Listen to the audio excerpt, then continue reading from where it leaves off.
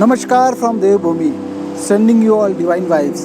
हर हर महादेव। यदा यदा ही धर्मस्य ग्लानिर्भवति भारत अभ्युत्थानम् अधर्मस्य तदात्मनं सृजाम्यहम्।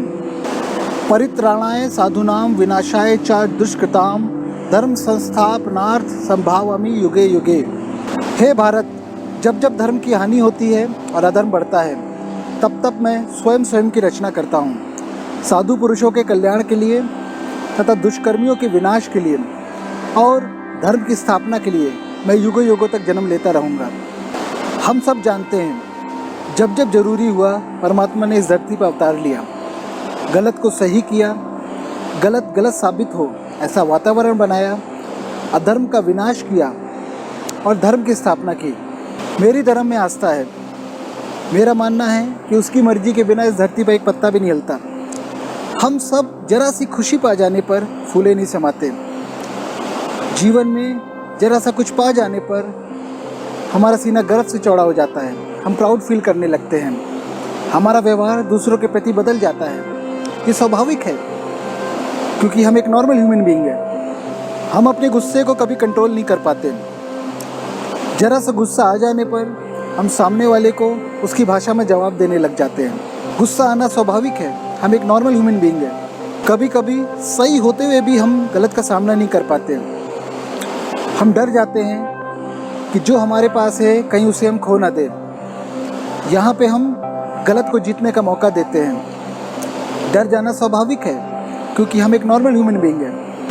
कभी कभी सम्मान मिलने पर हमारे अंदर घमंड का वास हो जाता है। हमारा व्यवहार दूसरों के प्रति बदल जाता है। ये स्वाभाविक है, क्योंकि हम एक नॉर्मल ह्यूमन बीइंग है। कभी कभी अपने परिवार से लगाव के कारण, मोह माया की वजह से हम वो कदम नहीं उठाते जो सही है और ज़रूरी है। ये स्वाभाविक है, क्योंकि हम एक नॉर्मल ह्यूमन बीइंग है। कभी कभी किसी के द्वारा अपशब्द कहे जाने पर, गाली देने पर हम उसे उसी की भाषा में जवाब देने लग जाते हैं। हम अपनी बुद्धि विवेक का इस्तेमाल नहीं करते। हम साबित कर देना चाहते हैं कि हम उससे भी ज़्यादा बुरे हैं। ये स्वाभाविक है, क्योंकि हम एक नॉर्मल ह्यूमन बीइंग है। कभी कभी खतरा होने पर हम दुबक जाते हैं। मृत्यु का डर हमें सही कदम उठाने से रोकता है। मृत्यु का डर होना स्वाभाविक है, क्योंकि हम एक नॉर्मल ह्यूमन बीइंग है। क्या होगा अगर हमारे अंदर से सारी कमियां निकल जाएं? क्या तब भी हम एक नॉर्मल ह्यूमन बीइंग कहलाएंगे? सोचिए, मैं एक ऐसे मनुष्य को जानता हूँ जिसने इस कलयुग में एक असाधारण जीवन जिया है। उसने इस कलयुग में जन्म लिया असुविधाओं के बीच। किसी बड़े कुल का नाम नहीं है उसके पीछे। उसने स्वयं ज्ञान से ज्ञान प्राप्त किया। उसने स्वयं अपने व्यक्तित्व की रचना की। उसने स्वयं विष का पान किया और अमृत हम सब में बांटा। जय हो शंकरा, आदिदेव शंकरा। तेरे जाप के बिना चले ये सांस किस तरह। मेरा कर्म तू ही जाने, क्या बुरा है क्या भला। तेरे रास्ते पे मैं तो आंख मूंद के चला।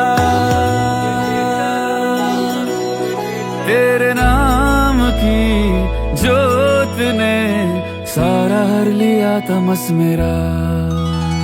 नमो नमो शंकरा, भोलेनाथ शंकरा, जय त्रिलोकनाथ शंभु हे शिवाय शंकरा। नमो नमो शंकरा, भोलेनाथ शंकरा, रुद्रदेव हे महेश्वरा।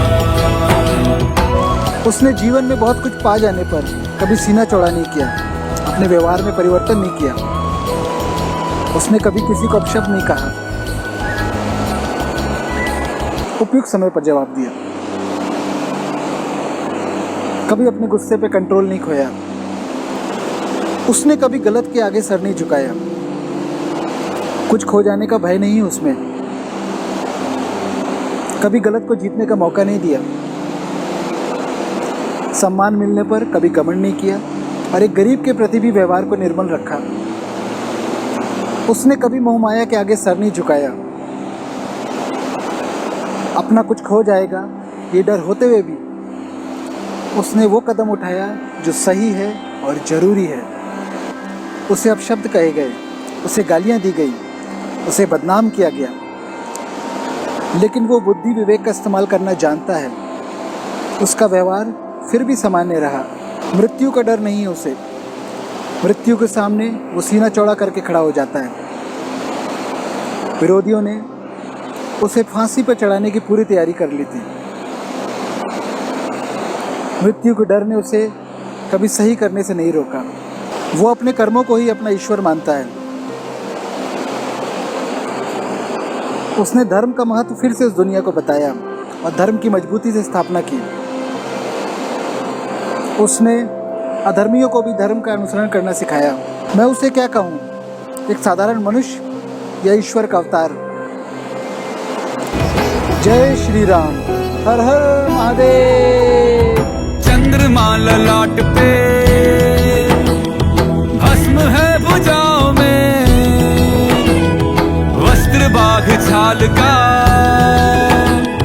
है खड़ा पाँव में।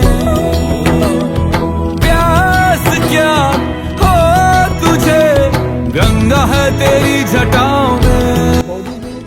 देश में पहला प्रधानमंत्री हमारे देखने में नेहरू के समय से आए हैं, जितना ईमानदार और हाँ 500 रुपए लड्डू खाने पड़ता था, गोबर उठाने वाला।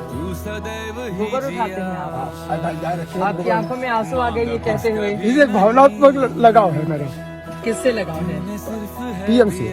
क्यों मानते हैं इतना? इसलिए कि देश के सबसे पहले आदमी हैं, इतने ऊंचे शिखर पे राजा हमारे देश के, और ईमानदार लोग भी हैं। अच्छा, आप भावुक हो रहे हैं ये कहते हुए। दोनों लोक में विषामृत पे था छिड़ा,